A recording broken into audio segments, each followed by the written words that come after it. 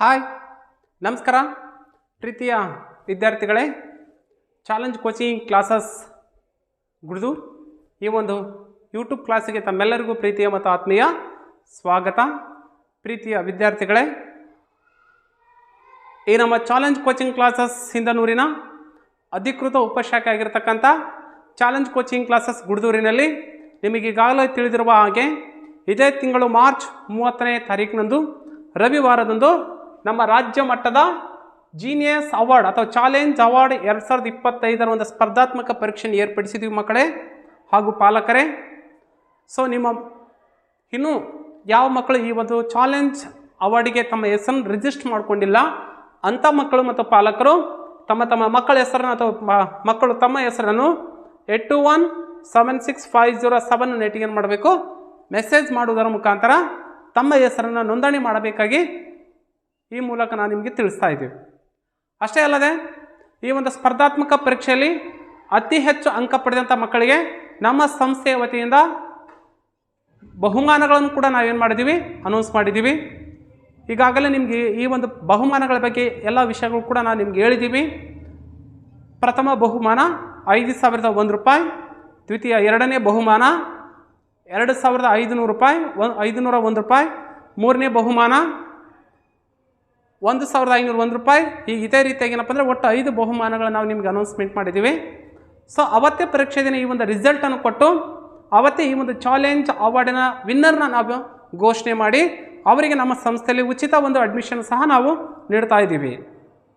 So ಹಾಗಾದರೆ ಈ ಒಂದು ಸುವರ್ಣ ಅವಕಾಶವನ್ನು ಪ್ರಸ್ತುತ 4 ಮತ್ತು 3ನೇ ತರಗತಿ ಓದುತ್ತಿರುವ ವಿದ್ಯಾರ್ಥಿಗಳಿಗೆ ಮಾತ್ರ ಈ ಒಂದು ಅವಕಾಶವನ್ನು ಕೊಡಮಾಡಲ್ಪಟ್ಟಿದೆ.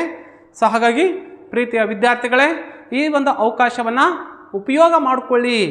ಇದೇ ರೀತಿಯಾದ ಒಂದು ಅವಕಾಶಗಳನ್ನು ಬಳಕೆ ಮಾಡಿಕೊಂಡು ನೀವು ಬೇಕಾದಂಥ ನಿಮಗೆ ಇಷ್ಟವಾದಂಥ ನವೋದಯ, ಸೈನಿಕ, ಅಳಿಕೆ, ಮುದ್ದನಳಿಗೆ ಬೇರೆ ಬೇರೆ ವಸತಿ ಶಾಲೆಗೆ ಸಹ ನೀವೇನು ಮಾಡ್ಬೋದು, ಆಯ್ಕೆ ಆಗಬಹುದು. ಖಂಡಿತವಾಗಿ ಮಾಡ್ಕೊತೀರಲ್ಲ ಮಕ್ಕಳೇ? ಎಸ್. ಹಾಗಾದರೆ ಬನ್ನಿ, ಈ ಒಂದು ಚಾಲೆಂಜ್ ಅವಾರ್ಡ್ಗೆ ಸಂಬಂಧಪಟ್ಟಂತೆ ಯಾವ ರೀತಿ ನಾವು ಪ್ರಶ್ನೆಗಳನ್ನು ಕೇಳ್ತಾರಾ ಒಂದೊಂದು ಪ್ರಶ್ನೆಗಳನ್ನು ವಿವರಣೆ ಸಹಿತ ನೋಡ್ಕೊತ ಹೋಗೋಣ. ಓಕೆ, ಪ್ರಶ್ನೆ 1 ನೋಡಿ ಏನಿದೆ. ಪ್ರಶ್ನೆ 1, ಒಂದು ದಿನಕ್ಕೆ ಡ್ಯಾಶ್ ಗಂಟೆಗಳು. ಎಷ್ಟು ಗಂಟೆಗಳಪ್ಪ? ಒಂದು ದಿನಕ್ಕೆ 24 ಗಂಟೆಗಳನ್ನು, 58 ಗಂಟೆಗಳನ್ನು, 14 ಗಂಟೆಗಳನ್ನು ಅಥವಾ 20 ಗಂಟೆಗಳನ್ನು? ಎಸ್, ಗೊತ್ತಿದೆ ಮಕ್ಕಳೇ, ನಿಮ್ಗೆಲ್ಲರಿಗೂ ಗೊತ್ತಿದೆ, ಹೌದಿಲ್ಲ? ಒಂದು ದಿನಕ್ಕಿರ್ತಕ್ಕಂಥ ಸಮಯ ಎಷ್ಟು ಗಂಟೆಗಳು ಬಂದರೆ ಒಂದು ದಿನ ಆಗುತ್ತೆ? ಒಂದು ದಿನಕ್ಕೆ 24 ಗಂಟೆಗಳು, 2 ದಿನಕ್ಕೆ 48 ಗಂಟೆಗಳು. ಅರ್ಥ ಆಯ್ತಲ್ಲ? ಎಸ್, ಒಂದು ದಿನಕ್ಕೆ ಎಷ್ಟು ಗಂಟೆಗಳು? 24 ಗಂಟೆಗಳು, 2 ದಿನಕ್ಕೆ 48 ಗಂಟೆಗಳಾಗ್ತವ. ಸೊ ಹಾಗಾದರೆ ಈ ಪ್ರಶ್ನೆಗೆ ಸರಿಯಾದ ಉತ್ತರ ದಿನಕ್ಕೆ 24 ಗಂಟೆಗಳು.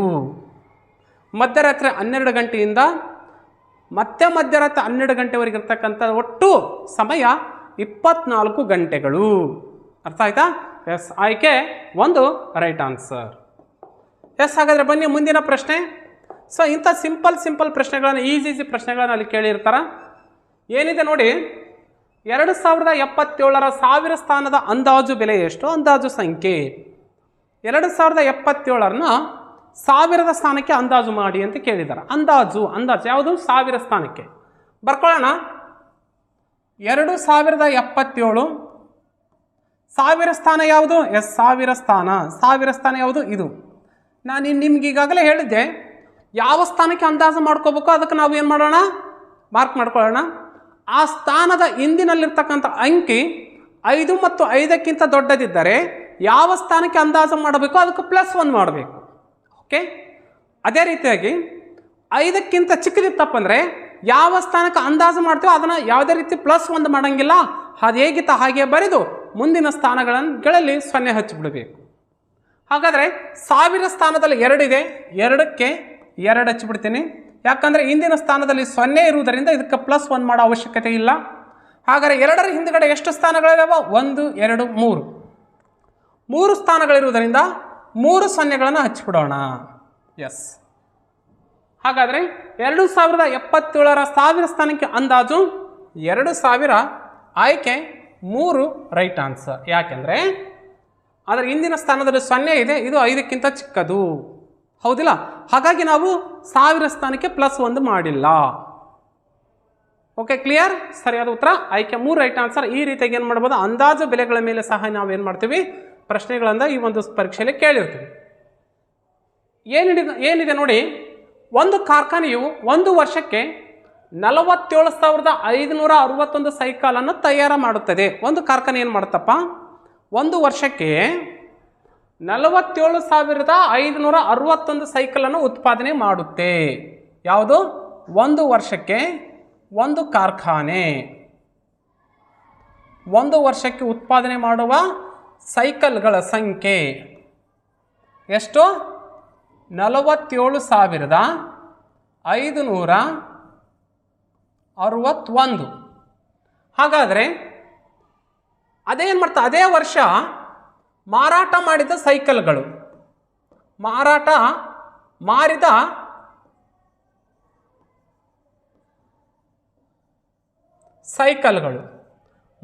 ಸೈಕಲ್ಗಳು ಎಷ್ಟಪ್ಪ ಅಂದರೆ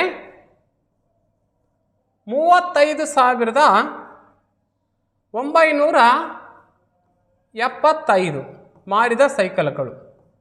ಏನು ಕೇಳ್ಯಾರ ಅವರು? ಹಾಗಾದರೆ ಉಳಿದ ಸೈಕಲ್ಗಳು ಎಷ್ಟು ಅಂದರೆ ಒಂದು ವರ್ಷದಲ್ಲಿ 47,561 ಸೈಕಲ್ಗಳನ್ನು ಕಾರ್ಖಾನೆ ಉತ್ಪಾದನೆ ಮಾಡಿದೆ. ಮಾರಾಟ ಮಾಡಿದ ಸೈಕಲ್ಗಳೆಷ್ಟು? 35,975 ಸೈಕಲ್ಗಳನ್ನು ಮಾರಾಟ ಮಾಡಿದರೆ ಇನ್ನು ಉಳಿದ ಸೈಕಲ್ಗಳು ಎಷ್ಟು?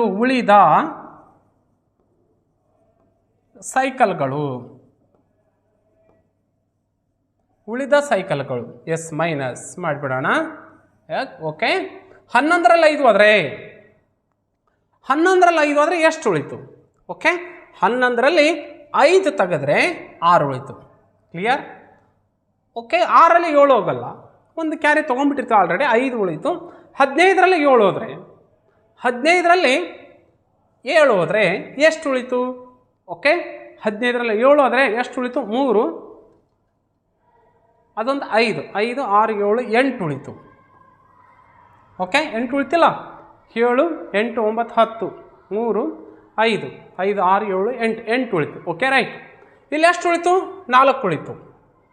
14ರಾಗ 9 ತೆಗಿರಿ, 14ರಲ್ಲಿ 9 ತೆಗೆದ್ರೆ ಎಷ್ಟು ಉಳಿತು? 5 ಉಳಿತು. ಹೌದಾ? 5 ಉಳಿತು.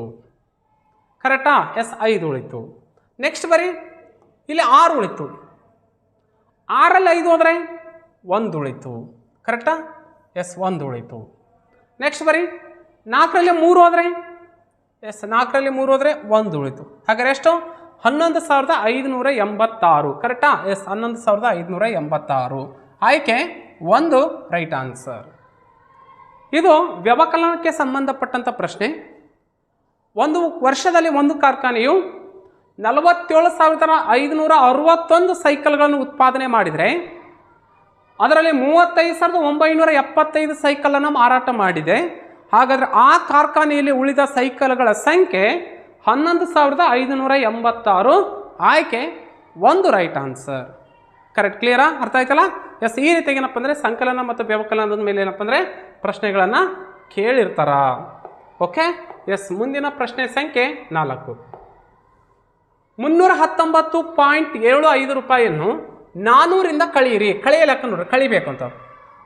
400ರಿಂದ ಕಳಿಬೇಕಂದ್ರೆ ಏನು ಮಾಡಬೇಕು? ದೊಡ್ಡ ಸಂಖ್ಯೆಯಿಂದ ಚಿಕ್ಕ ಸಂಖ್ಯೆ ಕಳಿಬೇಕು. 400ರಿಂದ ಏನು ಮಾಡಬೇಕು? 319.75 ನೋಡ, ದಶಮಾಂಶದಲ್ಲಿದೆ. ಪಾಯಿಂಟ್ ನಂತರ ಇಲ್ಲಿ 2 ಸ್ಥಾನ ಐತಿ. ಇಲ್ಲಿ ಪಾಯಿಂಟ್ ನಂತರ ನಾವೇನು ಮಾಡೋಣ? ಯಾವುದೇ ಸ್ಥಾನದ ಮೇಲೆ 2 ಸ್ಥಾನ ಇಚ್ಕೊಂಡ್ಬಿಡೋಣ, ಸಮ ಮಾಡ್ಕೊಂಡ್ಬಿಡೋಣ. ಓಕೆ, ಕಳೀರಿ ಅಂದಾಗ ವ್ಯವಕಲನ ಮಾಡಿ. ಓಕೆ, 10ರಲ್ಲಿ 5 ಹೋದರೆ 5 ಉಳಿತು. 9 ಉಳಿತು. 9ರಲ್ಲಿ 7 ಕಳೆದ್ರೆ ಎಷ್ಟು ಉಳಿತು? ಎಸ್, 2 ಉಳಿತು. ಕ್ಲಿಯರಾ? ಪಾಯಿಂಟಿಗೆ ಪಾಯಿಂಟ್. ಓಕೆ, 9ರಲ್ಲಿ 9 ಹೋದರೆ 0. ಇಲ್ಲಿ ಎಷ್ಟು ಉಳಿತು? ಎಸ್, 9. 9ರಲ್ಲಿ 1 ಹೋದರೆ 8. 3ಕ್ಕೆ 3 0. ಹಾಗಾದ್ರೆ ಎಷ್ಟು ಬಂತು? ವ್ಯತ್ಯಾಸ ಈಸ್ ಈಕ್ವಲ್ ಟು ಎಷ್ಟು? 80.25 ರೂಪಾಯಿ. ಆಯ್ಕೆ ಇಲ್ಲಿದೆಯಾ? ಎಲ್ಲಿದೆ ಆಯ್ಕೆ? ಎಸ್, ಆಯ್ಕೆ 4 ರೈಟ್ ಆನ್ಸರ್. 80.25 ರೂಪಾಯಿ ಏನು ಮಾಡ್ತಪ್ಪ ಅಂದರೆ ಅಲ್ಲಿ ನಾವು ಉಳಿದದ್ದನ್ನು ನೋಡ್ತೀವಿ. ಇಲ್ಲಿ ಪಾಯಿಂಟ್ ನಂತರ 2 ಸ್ಥಾನಕ್ಕೆ 2 ಸ್ಥಾನ ಇದೆ. ಇಲ್ಲಿ ಯಾವುದೇ ಸ್ಥಾನ ಇದೆಯಲ್ಲ ಪಾಯಿಂಟ್ ಹಾಕೊಂಡು 2 ಸ್ಥಾನ ಈಕ್ವಲ್ ಮಾಡ್ಕೊಂಡ್ಬಿಡೋಣ, ಸಮ ಮಾಡ್ಕೊಂಡ್ಬಿಡೋಣ. ದಶಮಾಂಶವನ್ನು ಸಮ ದಶಮಾಂಶವಾಗಿ ಮಾಡ್ಕೊಂಡ್ಬಿಟ್ರೆ ನಮಗೆ ಆನ್ಸರ್ ಸಿಕ್ಬಿಡುತ್ತೆ. ಓಕೆ, ಸೊ ನೆಕ್ಸ್ಟ್ ಪ್ರಶ್ನೆ ಮತ್ತೆ ನೋಡಿ ಮಕ್ಕಳೇ, ಸಮಯದ ಬಗ್ಗೆ ಕೊಟ್ಟಿದ್ದಾರ. 6 ಗಂಟೆ 35 ನಿಮಿಷ ಮತ್ತು 4 ಗಂಟೆ 14 ನಿಮಿಷಗಳ ಮೊತ್ತ ಅಂದ್ರೆ ಏನು ಮಾಡಬೇಕು? ಸಂಕಲನ ಮಾಡಬೇಕು, ಕೂಡಿಸ್ಬೇಕು. ಹೌದಿಲ್ಲ? ಗೊತ್ತಾಯ್ತಲ್ಲ? Yes, clear. ಏನಂದ್ರೆ 6 ಗಂಟೆ 35 ನಿಮಿಷ 6 ಗಂಟೆ 35 ನಿಮಿಷ ಮತ್ತು 4 ಗಂಟೆ 14 ನಿಮಿಷಗಳ ಮೊತ್ತ ಕೇಳೋಣ. ಮೊತ್ತ ಏನು ಮಾಡಬೇಕು? ಕೂಡಿಸ್ಬೇಕು.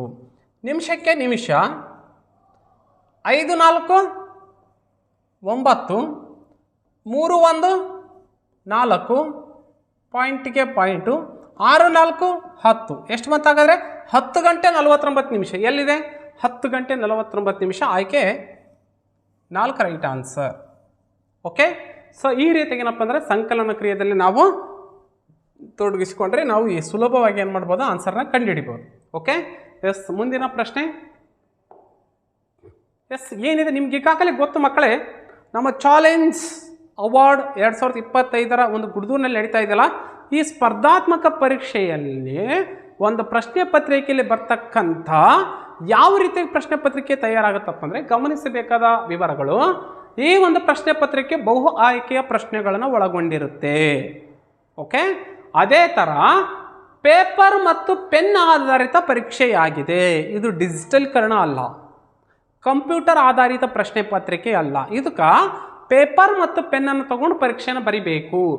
ಮತ್ತು ಪ್ರತಿ ಸರಿಯಾದ ಉತ್ತರಕ್ಕೆ 1 ಅಂಕವನ್ನು ನಾವು ಕೊಡ್ತೀವಿ. ತಪ್ಪಾದ ಉತ್ತರಕ್ಕೆ ಯಾವುದೇ ರೀತಿ ಅಂಕಗಳನ್ನು ಮೈನಸ್ ಮಾಡೋದಿಲ್ಲ. Okay, clear? ಅಷ್ಟೇ ಅಲ್ಲ, ಋಣಾತ್ಮಕ ಅಂಕಗಳು ಇರುವುದಿಲ್ಲ. ಅಂದರೆ ಯಾವುದೇ ಅಂಕಗಳನ್ನು ಇಲ್ಲಿ ಮೈನಸ್ ಮಾಡಲ್ಲ. ಮತ್ತು ಪ್ರಶ್ನೆ ಪತ್ರಿಕೆ ದ್ವಿಭಾಷೆಯಲ್ಲಿ ಇರುತ್ತದೆ, ಕನ್ನಡ ಮತ್ತು ಇಂಗ್ಲೀಷಲ್ಲೂ ಇರುತ್ತದೆ.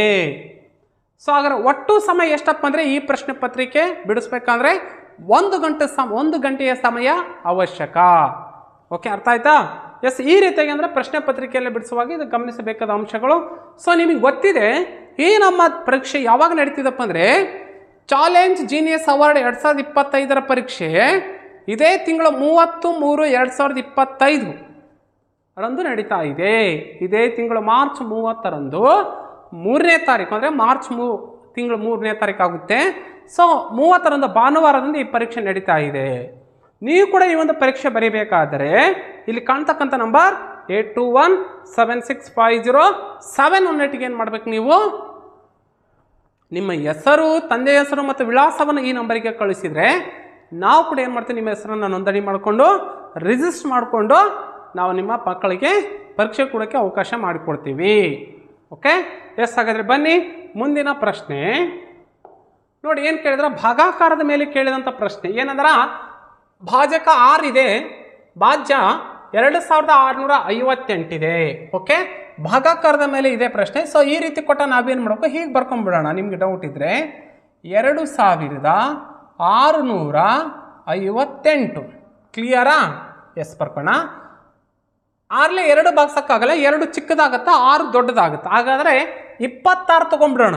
ಹೌದಿಲ್ಲ? 6 ಮಗ್ಗಿಲಿ 26 ಇದೆ ಅಂತ ನೋಡ್ಕೋರಿ. 6 1 6, 6 2 2, 6 3 8, 6 4 24, 6 5 30, 6 4 24 ಇದೆ. 24 26ಕ್ಕಿಂತ ಚಿಕ್ಕದು. 6 4 24, 6 4 ಹೋದ್ರೆ 2 ಉಳಿತು, 2 2 ಹೋದ್ರೆ 0 ಉಳಿತು. ಈಗೇನು ಮಾಡ್ತೀನಿ, 5 ಇಳಿಸ್ಕೊಂಡ್ಬಿಡ್ತೀನಿ, 5. ಓಕೆ, ಮತ್ತೆ ಬನ್ನಿ. 6 4 24 ಬರುತ್ತೆ. ಹೌದಿಲ್ಲ? 6 5 30, 30 25ಕ್ಕಿಂತ ದೊಡ್ಡದಾಯಿತು. ಎಸ್, ಹಾಗಾದರೆ ಮತ್ತೆ 6 4 24 ಅಂತಲೇ ತೊಗೊತೀನಿ. 24, 5ರಾಗ 4 ಹೋದರೆ 1, 0ಗೆ 0. ಹೀಗೆ ಮಾಡ್ತೀನಿ, ಎಸ್ 8 ಇಳಿಸ್ಕೊತೀನಿ. 6 ಮಗೆ 18 ಐತೆ ನೋಡ್ರಿ. 6 ಒಂದೇ 6, 6 ಏಳನೇ 2, 6 ಮೂರಲೆ 18, 6 ಮೂರಲೆ 18. ಏನು ಉಳಿತು? 0 0 ಬಂದಂಥ ಭಾಗಲಬ್ಧ. ಎಸ್, ಭಾಗಲಬ್ಧ ಈಸ್ ಈಕ್ವಲ್ ಟು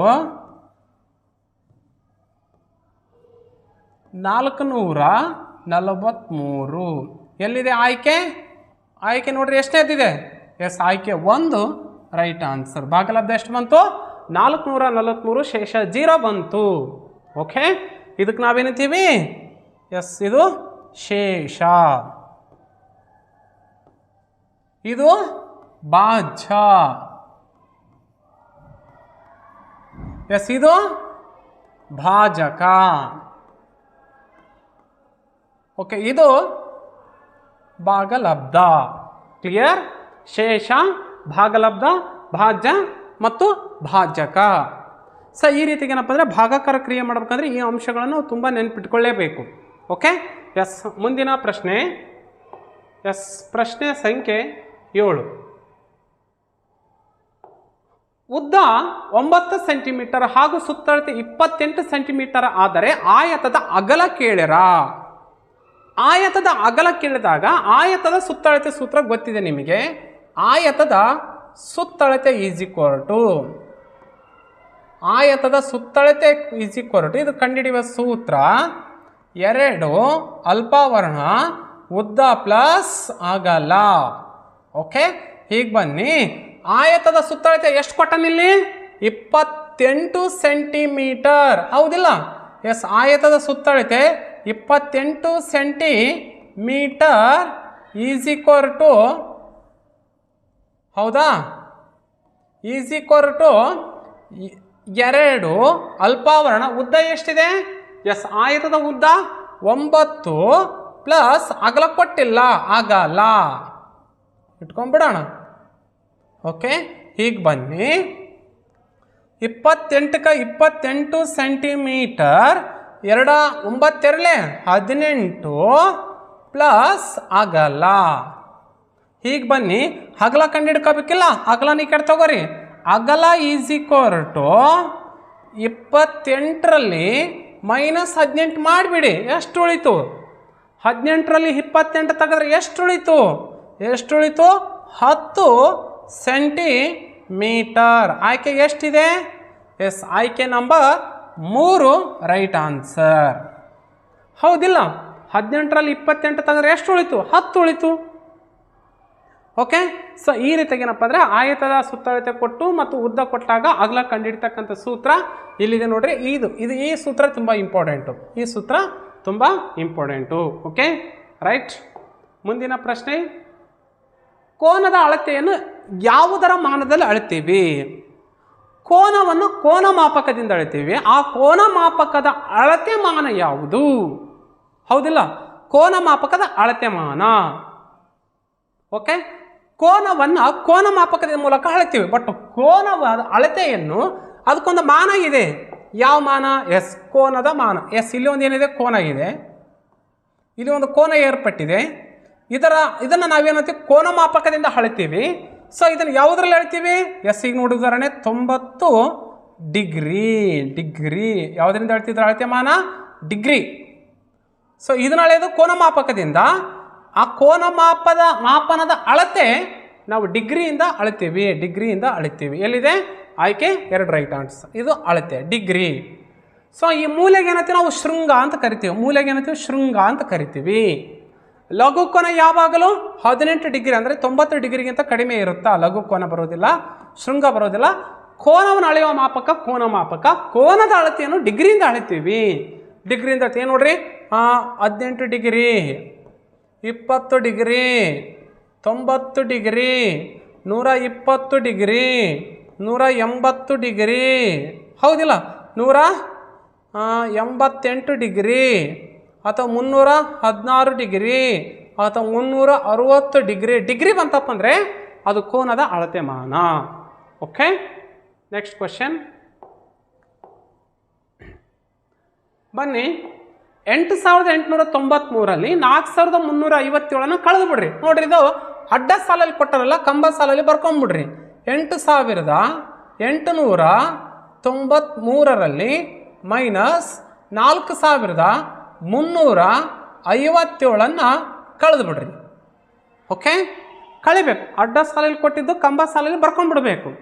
ಕಳಿರಿ. 3ರಲ್ಲಿ 7 ಹೋಗಲ್ಲ, 13ರಲ್ಲಿ 7 ಕಳಿರಿ. 13ರಲ್ಲಿ 7 ಕಳೆದ್ರೆ ಎಷ್ಟು ಉಳಿತು? 6 ಉಳಿತು. 8 ಉಳಿತು. 9 ಆಗಲ್ಲ, ಯಾಕಂದರೆ ಇಲ್ಲಿ ಒಂದು ಕ್ಯಾರಿ ತೊಗೊಂಡ್ಬಿಟ್ಟಿದ್ದೀನಿ. ಈಗ 8 ಉಳಿತು. 8ರಲ್ಲಿ 5 ಹೋಗುತ್ತಾ? 5 5 6 7 8 ಎಷ್ಟು ಉಳಿತು? 3 ಉಳಿತು. 8ರಲ್ಲಿ 3 ಹೋದ್ರೆ ಎಷ್ಟು ಉಳಿತು? 8ರಲ್ಲಿ 3 ಹೋದ್ರೆ 5 ಉಳಿತು. ಓಕೆ, ನೆಕ್ಸ್ಟ್ 8ರಲ್ಲಿ 4 ಹೋದ್ರೆ 4 ಉಳಿತು. 8ರಲ್ಲಿ 4 ಹೋದ್ರೆ 4 ಇಲ್ಲ? ಹೌದು. ಹಾಗಾದ್ರೆ ಎಷ್ಟು ಬಂತು? ವ್ಯತ್ಯಾಸ 4536. ಆಯ್ಕೆ ಐತಾ? ಆಯ್ಕೆ 2 ರೈಟ್ ಆನ್ಸರ್. 4536. ಈ ರೀತಿಗೆ ಏನಪ್ಪ ಅಂದರೆ ಅಡ್ಡ ಸಾಲಲ್ಲಿ ಕೊಟ್ಟರೆ ನಾವು ಏನು ಮಾಡಬೇಕು? ಕಂಬ ಸಾಲಲ್ಲಿ ಬರ್ಕೊಂಡು ಸೀದಾ ಒಂದೊಂದಾಗಿ ಮಾಡ್ಕೊಂತಂದ್ರೆ ನಮಗೆ ಆನ್ಸರ್ ಸಿಗುತ್ತೆ. ಓಕೆ, ಮುಂದಿನ ಪ್ರಶ್ನೆ ನೋಡ್ರಿ. ಸ್ಥಾನ ಬೆಲೆ ಕೇಳ್ಯಾರ. ಏನಪ್ಪ ಅಂದರೆ 8ರ ಸ್ಥಾನ ಬೆಲೆ ಯಾವುದು? 98,700. ನೋಡ್ರಿ, 98,746ರಲ್ಲಿ 8ರ ಸ್ಥಾನ ಬೆಲೆ. 8ರ ಸ್ಥಾನ ಬೆಲೆ, 8ರ ಮುಖ ಬೆಲೆ 8 ಎಷ್ಟು ಸ್ಥಾನದಲ್ಲಿದೆ? ಇಂಟು ಬಿಡಿ 10 100 1000 ಸ್ಥಾನದಲ್ಲಿದೆ. ಗುಣಾಕಾರ ಮಾಡ್ರಿ. ಓಕೆ, 3 0ಗೆ 3 0 8 1 8 ಎಷ್ಟಾಯ್ತಾಗದೆ? 8000. ಆಯ್ಕೆ 1 ರೈಟ್ ಆನ್ಸರ್. 8ರ ಸ್ಥಾನ ಬೆಲೆ 8000, 6ರ ಸ್ಥಾನ ಬೆಲೆ 6, 4ರ ಸ್ಥಾನ ಬೆಲೆ 40, 7ರ ಸ್ಥಾನ ಬೆಲೆ 700, 8ರ ಸ್ಥಾನ ಬೆಲೆ 8000, 9ರ ಸ್ಥಾನ ಬೆಲೆ 90000. ಓಕೆ, ಮುಂದಿನ ಪ್ರಶ್ನೆ. ಮಕ್ಕಳೇ, ಇದಾಗಿತ್ತು ಇವತ್ತಿನ ಈ ನಮ್ಮ ತರಗತಿ. ಇದೇ ರೀತಿಯಾಗಿ ನಮ್ಮ ಚಾಲೆಂಜ್ ಕೋಚಿಂಗ್ ಕ್ಲಾಸ್ ಯೂಟ್ಯೂಬ್ ಒಂದು ಚಾನಲಲ್ಲಿ ಚಾಲೆಂಜ್ ಕೋಚಿಂಗ್ ಕ್ಲಾಸ್ ಗುಡ್ದೂರಿಂದ ಹಲವಾರು ವಿಡಿಯೋಗಳು ಬರ್ತಾವೆ. ಅದನ್ನು ತಪ್ಪದೆ ಪ್ರಾರಂಭದಿಂದ ಕೊನೆಯವರೆಗೆ ನೋಡಿ. ನಿಮ್ಮೆಲ್ಲ ಗಣಿತ ಪ್ರಶ್ನೆಗಳು, ಕನ್ನಡ, GK, ಬೇರೆ ಬೇರೆ ವಿಷಯಗಳಿಗೆ ಸಂಬಂಧಪಟ್ಟಂತೆ ಕೂಡ ನಾವು ವಿಡಿಯೋಗಳನ್ನು ಮಾಡಿ ಆಗ್ತಾ ಇರ್ತೀವಿ. ಖಂಡಿತವಾಗಲೂ ಈ ವಿಡಿಯೋ ನಿಮಗೆ ಇಷ್ಟವಾದರೆ, ಲೈಕ್ ಆದರೆ ನೀವು ಕೆಳಗಡೆ ಇರ್ತಕ್ಕಂಥ ಕಮೆಂಟ್ ಬಾಕ್ಸಲ್ಲಿ ಕಮೆಂಟ್ ಮಾಡಿ, ಲೈಕ್ ಆದರೆ ಲೈಕ್ ಮಾಡಿ. ಜೊತೆಗೆ ನಿಮ್ಮ ಫ್ರೆಂಡ್ಸಿಗೆ 4 ಮತ್ತು 3ನೇ ತರಗತಿ ಓದ್ತಕ್ಕಂಥ ವಿದ್ಯಾರ್ಥಿಗಳು ಈ ವಿಡಿಯೋವನ್ನು ಶೇರ್ ಮಾಡಿ, ಅವರು ಕೂಡ ಓದಿ. ಈ ನಮ್ಮ ತರಗತಿ ಸಂಪೂರ್ಣ ಉಚಿತವಾಗಿರುತ್ತೆ. ಉಚಿತವಾದ ತರಗತಿಯನ್ನು ಸದ್ಬಳಕೆ ಮಾಡಿಕೊಳ್ಳಿ. ನೀವು ಕೂಡ ನಿಮ್ಮ ಕ್ಲಾಸಲ್ಲಿ ಹೆಚ್ಚು ಅಂಕಗಳನ್ನು ಸಹ ಪಡೆದುಕೊಳ್ಳಬಹುದು. ಸೊ ಮಕ್ಕಳೇ, ಈ ನಮ್ಮ ಸಂಸ್ಥೆಗೆ ಕೂಡ ನೀವು ಜಾಯ್ನ್ ಆಗಬೇಕಪ್ಪ ಅಂದರೆ, ನಮ್ಮ ಗುಡ್ದೂರು ಸಂಸ್ಥೆಗೆ ಜಾಯ್ನ್ ಆಗಬೇಕಂದ್ರೆ ಇಲ್ಲಿ ಕಾಣ್ತಕ್ಕಂಥ ನಂಬರ್ 8217650718ಗೆ ನೀವು ಕರೆ ಮಾಡೋದ್ರ ಮುಖಾಂತರ ಈ ನಮ್ಮ ಗುಡ್ದೂರು ಸಂಸ್ಥೆಯಲ್ಲಿ ಕಾರ್ಯನಿರ್ವಹಿಸ್ತಕ್ಕಂಥ ರಾಮಕೃಷ್ಣ ಸರ್ ಅವರು ಏನು ಮಾಡ್ತಾರೆ, ನಿಮಗೆ ಒಳ್ಳೆ ನಿಮ್ಮ ಆ ಸಂಸ್ಥೆಗೆ ಬೇಕಾದಂಥ ಎಲ್ಲ ವಿಚಾರಗಳನ್ನು ತಿಳಿಸ್ಕೊಡ್ತಾರೆ. ಜೊತೆಗೆ ಈ ನಮ್ಮ ಚಾಲೆಂಜ್ ಅವಾರ್ಡ್ ಪರೀಕ್ಷೆಗೆ ಭಾಗವಹಿಸಬೇಕಾದರೆ ಈ ನಂಬರಿಗೆ ಏನು ಮಾಡಬೇಕು?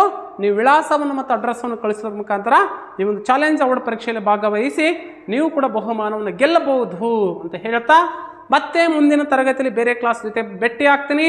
ಅಲ್ಲಿವರೆಗೂ ವಿಡಿಯೋವನ್ನು ಪ್ರಾರಂಭದಿಂದ ಕೊನೆಯವರೆಗೆ ನೋಡ್ತಾ ಇರಿ, ಓದುತ್ತಾ ಇರಿ, ಸ್ಟಡಿ ಮಾಡ್ತಾ ಇರಿ. ಜೀನಿಯಸ್ ಅವಾರ್ಡ್ದಲ್ಲಿ ಹೆಚ್ಚು ಅಂಕಗಳನ್ನು ಪಡೆದುಕೊಂಡು ಬಹುಮಾನವನ್ನು ಗೆಲ್ಲಿ ಅಂತ ಹೇಳ್ತಾ ಮತ್ತೆ ನಿಮ್ಮ ಮುಂದಿನ ತರಗತಿಯಲ್ಲಿ ಭೇಟಿ ಆಗ್ತೀನಿ. ಅಲ್ಲಿವರೆಗೂ bye, good night and take care.